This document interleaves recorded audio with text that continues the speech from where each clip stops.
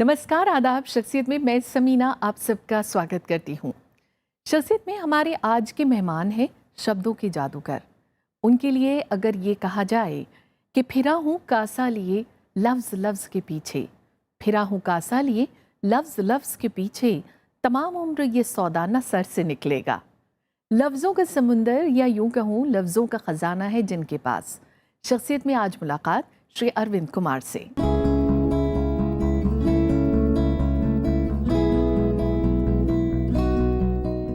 शब्द संसार की अद्भुत कहानी, जिन्होंने देखा एक सपना, हिंदी से प्रेम, हिंदी के लिए कुछ अनोखा करने की तमन्ना, और यूं हिंदी जगत को मिला पहला थिसॉरस, जो है शब्द संसार का बेशकीमती खजाना, और इसे कागज पर लाने का साहस किया श्री अरविंद कुमार ने।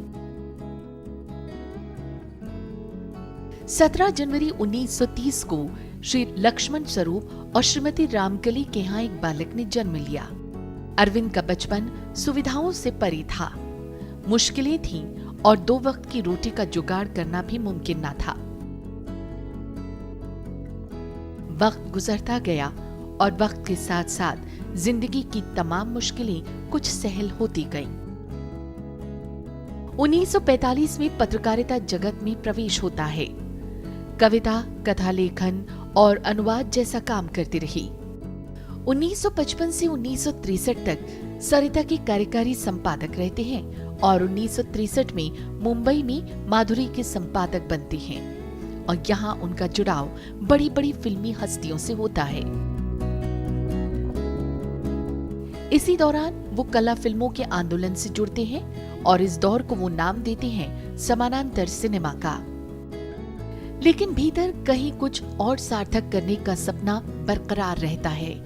यहीं से हिंदी भाषा में थिसॉरस का सपना पूरा करने का वो अज़्म लेती है, और कई दशकों की अथक मेहनत, जिसमें अरविंद कुमार के साथ साथ उनका पूरा परिवार इस मेहनत में दिन रात लगा रहता है।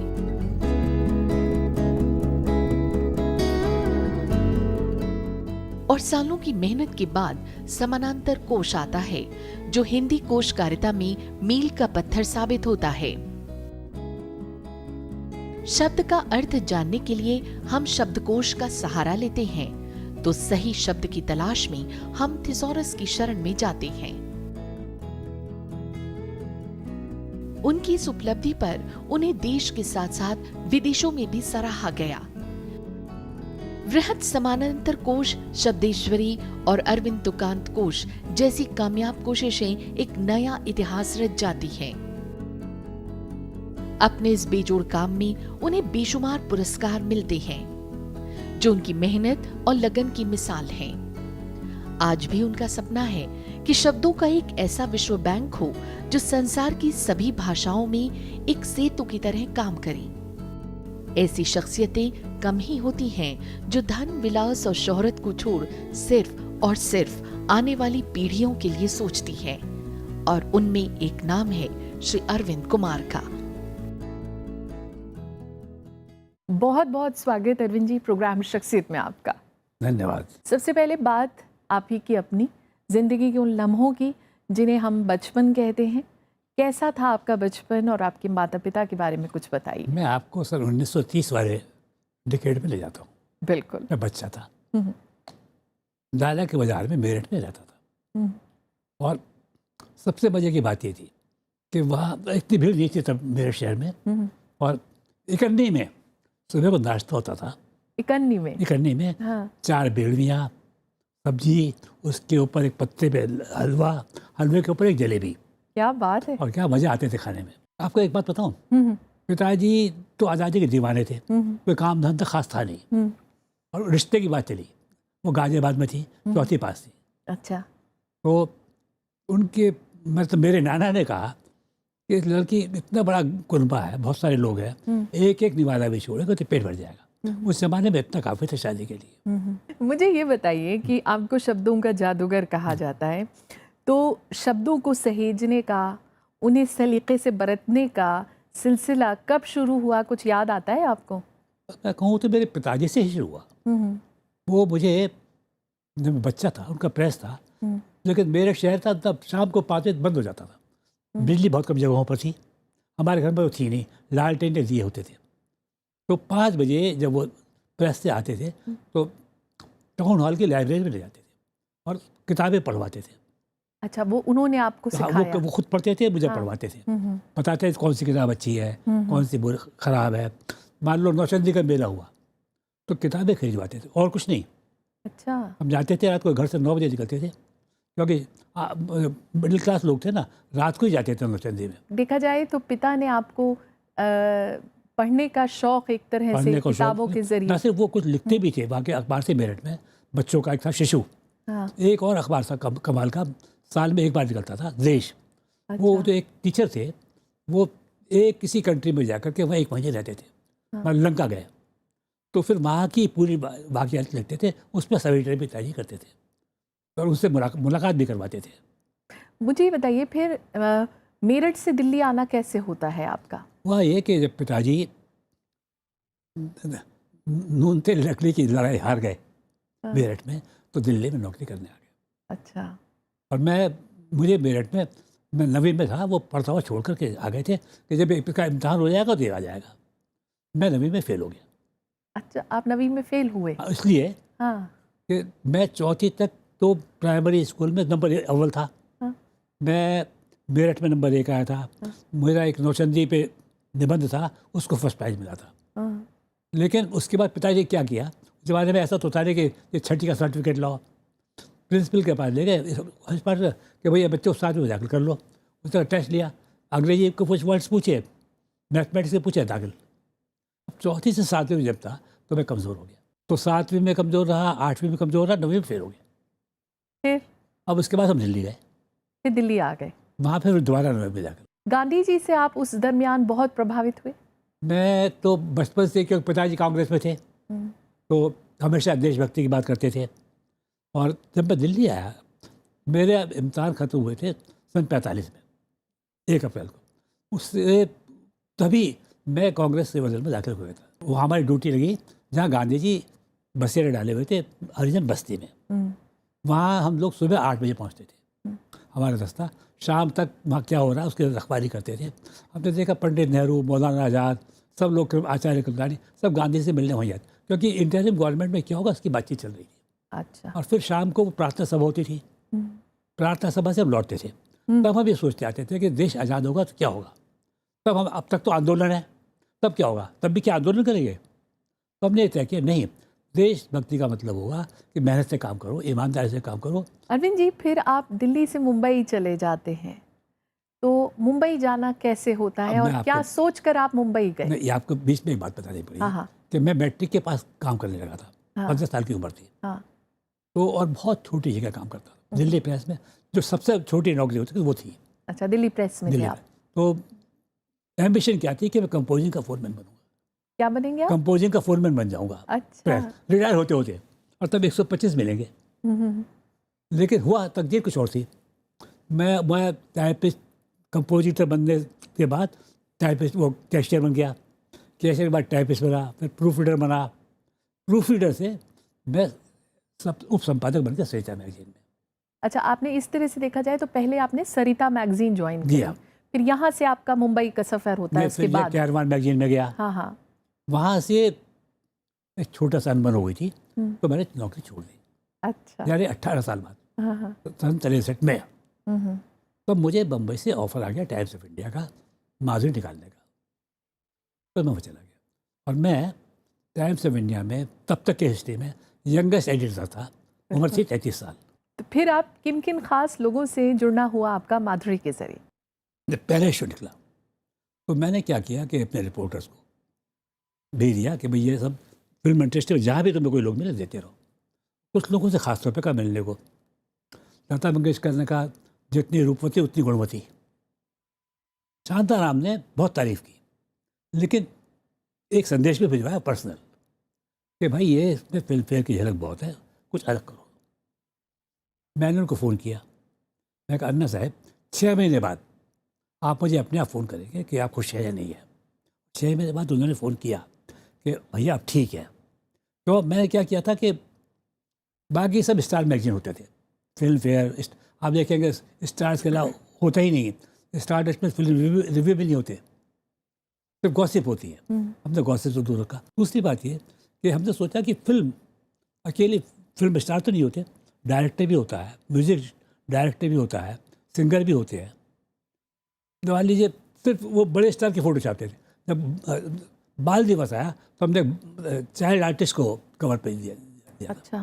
मैंने मोहम्मद को कवर पेज पे छापा, दारा सिंह को छापा, शांताराम को कवर पेज पे छापा, और उसमें रखा था चित्रपति शांताराम। तो ये तभी, और लोगों ने एक्सेप्ट किया। लता मंगेशकर को, महमूद को, तो महमूद की कहानी आपको सुनाता हूँ।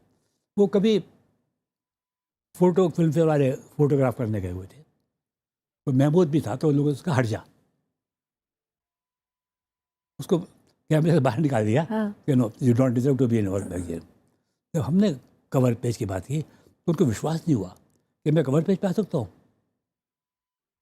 पर ही डिजर्व्ड इट।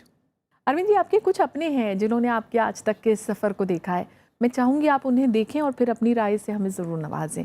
आइए देखते हैं। हेलो अरविंद जी, आप तो जानते हैं कि मैंने आपको एक संबोधन दिया है, शब्द ऋषि। निश्चित रूप से आप एक शब्द ऋषि हैं, ऐसा मैं मानता हूँ। जो काम पूर्व वैदिक काल में निघंटु के ज़रिए किया गया, आप ही ने बताया कि वो प्रजापति कश्यप का काम था, लेकिन पूर्व वैदिक युग में कितने लोगों ने मिलकर 1800 शब्द समायोजित किए, ये ना आप जानते हो ना हम जानते हैं। लेकिन हम एक बात जानते हैं कि उसके बाद नेरोक्त और अमर सिंह के कोशों के समानांतर आपने जो थिजोरस बनाए वो अद्भुत हैं। वो आगे आने वाली पीढ़ियों के लिए एक ऐसी धरोहर हैं कि भाषा, उससे निकलने वाले अर्थ अनुषंग, एक विषय से जुड़ी हुई हमारी ध्वनियाँ, वे अंतर्ध्वनियाँ आपने किस तरह सहेजी, मैं इसका इतिहास जानता हूँ। लेकिन फ़िलहाल तो आपको बहुत बहुत बधाई देता हूँ। अरविंद जी, आपसे तो बात होती ही रही है माधुरी को लेकर। आपको पता ही है कि मैं कितना बड़ा मुरीद हूँ आपका। लेकिन मैं आपसे पहली मुलाकात आपसे माधुरी के ज़रिए ही होती है, और वो यादगार मुलाकात है क्योंकि मेरे रिसर्च का वो हिस्सा माधुरी बन गई। माधुरी पढ़ते हुए मुझे ये एहसास हुआ कि आपने कितने पुल बनाए। आपने कहा कि सिनेमा को कुफ्र समझा जाता था उस समय मध्यवर्ग के घरों में, तो आपने जो इस तरह का घटाटोप छाया हुआ था नैतिक सिनेमा के इर्द गिर्द, उसको हटाने में, माधुरी को पारिवारिक पत्रिका बनाने में, कम से कम उत्तर भारत में बहुत बड़ा योगदान दिया। आप फिल्म देखते थे जाकर आर्काइव में और शॉट द शॉट उसका वर्णन करते थे शब्दों में। तो मेरे ख्याल से ये एक बिल्कुल नई विधा थी। मुझे पता है कि इसके चलते माधुरी की पाठक संख्या बढ़ गई थी। हम आपके दीर्घ जीवन की और उन अनेक कोशों को देखना चाहेंगे जो अभी भी आपके जहन में हैं, जिनको आप पन्नों पर उतारना चाहते हैं, जिनको आप वेबसाइट पर अपलोड करना चाहते हैं। क्या कहना चाहेंगे? अशोक सेकंदर गुणी लोगों में से है। मैं खुश आपको बहुत चाहते हैं। बहुत चाहते हैं, हर जगह जहाँ भी मौका लगता है महादेव मुझे आगे करते हैं। अरविंद जी, कुछ आपकी किताबों की तरफ आते हैं, आपके काम की तरफ आते हैं। अच्छी भली आपकी नौकरी चल रही थी, आप नौकरी छोड़ देते हैं और उसके बाद आप एक सपना देख लेते हैं थिसॉरस का। उस सपने में, जिसे देखते हैं ना कि सपना देखना और सपने को पूरा करने में एक अच्छा खासा लंबा अरसा होता है, उसमें किस तरह की मुश्किलें आपके सामने आती हैं? और जहाँ तक कि परिवार की बात है, तो परिवार का सपोर्ट आपको कैसा रहता है? और फिर ये जो किताब आती है, ये क्या कुछ बदल देती है? मैं थोड़ा सा पागल था। असल में सपना तो मैंने देखा सन 53 में, जब मैं जर्नलिस्ट था। मैंने रोजेट का थिसॉरस पहली बार देखा था। वो देखते ही मुझे देखा कि यह तो एक किताब हिंदी में होनी चाहिए, पर हिंदी में कौन बनाएगा? तो उन दोनों बहुत सारे कमीशन बनाए थे, पंडित नेहरू और मौलाना आज़ाद ने, कि वर्ष कलेक्ट करने के बारे में, वक्त बनाने के बारे में। मैं सोचता कोई ना कोई बना ही देगा। पंडित सुंदरलाल कोश बना रहे थे, डॉक्टर रघुवीर बना रहे थे, तो मैं सोचा बनाएगा। मैं अब तक कैरियर में लगा रहा। मैं धीरे धीरे बम्बई पहुंच गया। वहाँ सन 63 से सन 73 तक मैं फिल्म इंडस्ट्री से बोर हो गया था। मुझे याद है होता दिन 26 दिसंबर 1973, 10 साल मेरे पूरे हो चुके हैं, मैं फिल्म इंडस्ट्री से बोर हो चुका हूँ। रात को एक पार्टी थी सन एंड सैंड में, यूनाइटेड प्रोड्यूसर्स की स्ट्रिप्टीज। मैं और वाइफ गए थे, बाकी सब मर्द थे। जब हम लौटे रात को तो मैं बिल्कुल परेशान था, यार ये इसी ज़िंदगी के लिए आया हूँ, ये मैं पैदा नहीं हुआ उसके लिए, क्या करें। मैं ढूंढ रहा था कुछ करना ऑब्जेक्ट, तो मुझे याद आया कि सन 53 में सपना देखा था, तो पूरा ही नहीं हुआ। तो किसी ने मुझसे रात में कहा कि सपना तेरा है तो कोई और क्यों पूरा करेगा, सही। तू कर। और अगले दिन सुबह मैंने और वाइफ ने मिलकर के महंगे गार्डन में फैसला लिया कि ये काम हम करेंगे चाहे कुछ भी हो जाए। फिर हमने एक प्लान बनाई, ये बात सन 73 की। हमने 4 साल की प्लान बनाई कि किस तरीके से बचत करेंगे अच्छा और कब छोड़ेंगे नौकरी। अच्छा। तो उसमें हमने तय किया कि मेरे पास कार मैंने खरीदी थी, उसका कर्ज था, वो कर्ज उतारा, किस्त उतार रहा था, तो कब उतरेगी, बच्चे शहर शिफ्ट करने के कब काबिल होंगे। तो सन 76 के अप्रैल में हम लोग नासिक गए। नासिक में हमेशा रहता था, वहाँ टाइम्स ऑफ इंडिया का गेस्ट हाउस था, तो वहाँ हम जाके रहते थे और काम कर सकते थे, कुछ तब तक जब मर्जी तब तक रह सकते थे। बहुत बढ़िया बंगला था, बेस्ट प्लेस, नंबर 2 टेम्बक रोड, कभी उसके सामने कलेक्टर का ऑफिस था। तो हम वहाँ गए, किताब अपने कार में किताबें लाद करके, और बहुत सारे कार्ड। वहाँ हमने पहला कार्ड बनाया, मुझे तारीख याद है 19 अप्रैल सन 76। अच्छा। उस पर हमने लिखा, किताब का नाम लिखा, और हम 4 आदमी मौजूद थे, मैं, वाइफ, मेरे 2 बच्चे सुमित और मीता। मैं सबके दस्तखत कराया ताकि एक तस्दीक रहे कि हमने फलाने दिन काम शुरू किया था, सिर्फ इतना था। लेकिन हुआ क्या कि 4 लोग प्रोजेक्ट का पार्ट बन गए। इन सबके दिमाग में इनडायरेक्टली एक अहद आ गया कि हमने दस्तखत किए। बच्चे थे लेकिन धीरे धीरे समझ गया कि they are bound to it. और मैं बहुत खुश नसीब हूँ कि पूरी फैमिली ने मेरी मदद की। थिसॉरस है क्या, मेरी थिसॉरस- ऑडियंस ज़रूर सुनना चाहेगी। देखिए, डिक्शनरी होती है, पर्यायवाची कोश भी होते हैं, लेकिन ये उनसे थोड़ा अलग है। डिक्शनरी में हम शब्द के मीनिंग देखते हैं, थिसॉरस में ये बताया जाता है कि आपको अर्थ के लिए शब्द देते हैं वो। अच्छा। जो मेरे दिमाग में, मान लीजिए रात है, मैं लिख रहा हूँ, मुझे रात भी दिमाग में नहीं है पर दिमाग में कुछ है, और मैं, लेकिन कुछ तो चीज़ याद होगा, राइटर है तो कुछ तो याद होगा, दिन तो याद होगा। दिन याद आए तो अभी आप रात तक पहुँच जाएँ, ये तरकीब निकालनी पड़ती है। ये कैसे करते हैं, उसका एक ऑर्गेनाइजेशन होता है। अगर रात है तो उसके अपोजिट वर्ड अगले बार दिन के आ जाएंगे। अगर वहाँ रात के 4 पहर थे तो या सुबह से लेकर के रात तक, शाम तक हम पहुँचेंगे। तो अगर आपको मई भी याद है, मई महीना, तो अभी आप वहाँ पहुँच जाएंगे रात पर। रात के जितने पर्यायवाची है, तरह तरह की, शरद पूर्णिमा की रात होती है, एक होती है क़यामत की रात। आपको मालूम कौन सी होती है वो? बहुत तरह से इस्तेमाल हो जाती है वो तो। हाँ नहीं, क़यामत की एक रात वो होती है खास, हाँ। जो काली रात भी बोलते हैं उसको। जी जी। आदमी के 77वें साल में 7वें महीने की 7वीं रात, अच्छा। उसको किसी जमाने में काल रात्रि कहते थे। वो गुजर गई तो आदमी और जिंदा रहेगा, ये मान्यता थी। अच्छा। इस तरह की सारी चीज़ें हमने इकट्ठी की। उसके लिए कैसे किया, यहाँ एक बहुत बड़ी बात है कि इससे पहले थिसॉरस रॉजर्ट का था।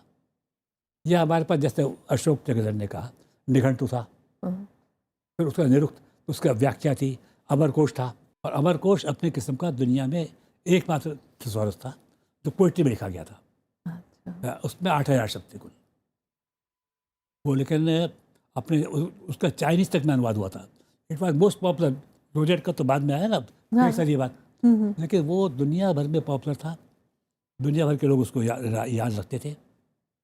उसके बाद हिंदुस्तान में ही खुसरो ने खालिक बारी बनाया था।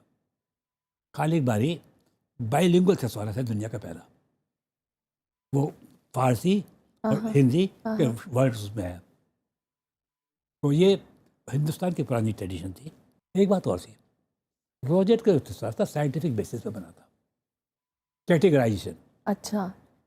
तो कैटेगराइजेशन लैंग्वेज ऐसी चीज़ है जो कैटेगराइज नहीं होती। उसमें आप हर रोज़ नई कैटेगरी बन जाती है, नई चीज़ बनती। टेलीफोन बन गया, तब तो उसके ज़माना था ही नहीं। फिर मोबाइल आ गया, वो इनकमिंग फ्री, आउट गोइंग जो भी है ना। तो ये जो टर्मिनोलॉजी, ये कहाँ उसमें एडजस्ट हो। हम लोगों ने, मुझे 14 साल इस बात को समझने में लगे कि categorization is totally wrong in thesaurus. उसको एसोसिएटिव होना चाहिए। मान लो स्टील है, अब थेसोरस में वो आयरन के साथ नहीं है, एलॉयस की एक अलग कैटेगरी है। अच्छा, अगर मुझे मालूम होगा कि वो स्टील एलॉय है तभी तो जाऊँगा वहाँ पे। बिल्कुल। आम आदमी नहीं पहुँचे। लेकिन अब ये कैटेगराइजेशन की प्रॉब्लम होती है। या गेहूँ है, गेहूँ ये घास होती है तो वहाँ वो ग्रास में है। अब मैं सोच रहा हूँ उसको अनाज में, आम आदमी तो अनाज समझता है ना। अब चना दाल है मुझे मालूम है, लेकिन आम आदमी इसको अनाज के तौर पर क्यों आटा इस्तेमाल करता है तो अनाज ही समझता है। या कूटू है वो अनाज नहीं है। मतलब इसके पीछे एक बहुत बड़ी मेहनत रही। लेकिन मैंने सुना कि जब आप ये सब कर रहे थे तो आप पूरी तरह से दुनिया से आपने अपने आप को काट लिया लोग था। मुझे भूल गए थे। माधुरी में संपादक था, ये भी भूल गए थे। मैं घर से नहीं निकलता था, क्योंकि घर से निकलने के मायने ये है कि डाइवर्जन। मैंने लिखना बंद कर दिया। मुझे एक लेख लिखने में महीना पर लगता था। सब कुछ छोड़ दिया अपना। आम तौर पे मैं और वाइफ दोनों काम करते थे सुबह से शाम तक। और ये कि अगले वक्त की चाय में मालूम है तो चाय का सामान रखाती थी चूल्हे पर, मतलब जो भी था स्टोव था शायद उस ज़माने में, या खिचड़ी बना करके चावल दाल मिला के रखाती थी कि वही बनाएंगे खा लेंगे। तो ये देखिए हमारे में बेसिक बात क्या थी कि मैंने सोचा था हिंदी में हो, इसके बाद समाज के लिए हो, मेरे लिए नहीं है। मुझे उससे कोई कमाने की तमन्ना नहीं थी। मुझे ये था कि मुझे काम करना है। और एक आपको शायद गीता के श्लोक मालूम हो कि तू अपना काम किए जा, फल की इच्छा मत, बिल्कुल। फल की अच्छा मत। नहीं, मेरे दिमाग में इससे बाकी आते, तू काम करना शुरू कर, पूरा होगा नहीं होगा इसकी परवाह मत कर, लगा रहे क्योंकि इसमें तुझे सुख मिल रहा है। हम जो करते हैं प्लेजर के लिए करते हैं, स्वार्थ सुखाए करते हैं। अरविंद जी, आपके कुछ और अपने हैं और यकीनन ये वो लोग हैं जो आपके इस सपने के साथ साथ रहे। मैं चाहूँगी कि आप उन्हें भी देखें और फिर अपनी राय ज़रूर दें। आइए देखते हैं। हेलो पापा। पापा बहुत ही पॉजिटिव है, हर चीज़ का जवाब हाँ से देते हैं। और उससे भी बड़ी बात यह है कि बहुत पेशेंट है। और सबसे बड़ी बात पापा की ये है कि पापा बहुत प्रोग्रेसिव रहे हैं। 62 या 63 साल के थे जब उन्होंने कंप्यूटर पे पहली बार बैठे, उसको समझा। और क्योंकि टाइपराइटर चलाते थे पहले तो उनको बहुत इजी रहा ट्रांजिशन। बस ये समझना पड़ा कि कंप्यूटर कैसे वर्क करता है, वो भी साइंटिफिकली उन्होंने समझ लिया। और मैं अगर कोई भी नया शब्द कह दूं, पूरी इंटरनेट पे उसकी छानबीन करके मुझे लिंक्स पे लिंक, ईमेल पे ईमेल भेजे चले जाएंगे जब तक मैं दुखी ना हो जाऊं। एंड मैं यही चाहती हूँ कि पापा नए नए सपने देखते रहें और हम सब मिलकर, इंक्लूडिंग मी, माय मदर, मेरा भाई, हम सब मिलकर एज अ फैमिली इन सपनों को पूरा करते रहें। मेरी अरविंद कुमार से तब से दोस्ती है, 40 साल 50 साल हो गए उससे, जब मैं पढ़ता था कैरेवान में, तब ये एडिटर हुआ करते थे। उसके बाद जब माधुरी में चले गए तो इनका वो जलवा मैंने देखा। गया मैं बम्बई, इन्होंने बुलाया कवि सम्मेलन में, देवानंद उसकी अध्यक्षता कर रहा था। उसके बाद प्रोड्यूसर से मीटिंग हुई, कौन नहीं था उसमें अरविंद के नाम से, गोयल उसमें, सिप्पी उसमें, बी.आर. चोपड़ा उसमें, सारे प्रोड्यूसर्स मौजूद थे। उस जलवे को छोड़ के इस आदमी ने अपने को पूरी तरह साहित्य को समर्पित कर दिया। मैं इस बात को एक मिसाल समझता हूँ। मैं चाहता हूँ कि अरविंद कुमार इसी प्रकार जिसे कहते हैं ना कि बुढ़ापे में यौवन को जीना, तो एक तरुण व्यक्ति जितना काम नहीं कर सकता उतना काम इन्होंने किया है। और 70 साल इन्होंने शब्दों के अनुसंधान में लगाए। शब्द तो ब्रह्म होता है, इन्होंने ब्रह्म की साधना की है। मेरी शुभकामनाएं इनके साथ। क्या कहना चाहिए? दोस्त है, कुछ तो कहेंगे तारीफ। मतलब दोस्त लोग हमेशा तारीफ करते हैं, बुराई कमियां पर निगाह नहीं डालते। बिल्कुल बिल्कुल। आपके नज़दीक काम ही साधना है। कर्म ही जीवन है, कर्म में ही सुख है। अगर देखिए मैं अब बूढ़ा, लोग कहते हैं बूढ़ा, मैं बूढ़ा इसलिए नहीं मानता कि जब तक मैं दिमाग काम कर रहा है मैं बूढ़ा नहीं। शांताराम ने मुझसे कहा था एक बार, जब वो कुछ फंक्शन था उनका, मैंने कहा कि आप 100 साल जिए। शांताराम का 100 साल जिए वाला आशीर्वाद काफ़ी नहीं है। ये आशीर्वाद होना चाहिए जब तक जिए काम करते रहे। अब मेरी भी तमन्ना ये, जब तक जियूँ काम करता रहूँ, दिमाग तेज रहे, मैं वेजिटेबल न बन जाऊँ। क्या बात है। चलते चलते आपकी पसंद का गाना भी हम ज़रूर सुनना चाहेंगे, क्योंकि फिल्म इंडस्ट्री में आपने बहुत सारे साल बिताए, उन लोगों के बीच बिताए। तो कोई एक गीत जो आपको बहुत मुतासिर करता हो? मेरी पसंद के तो बहुत गीत हैं, उसका नाम है मेरा जूता है जापानी।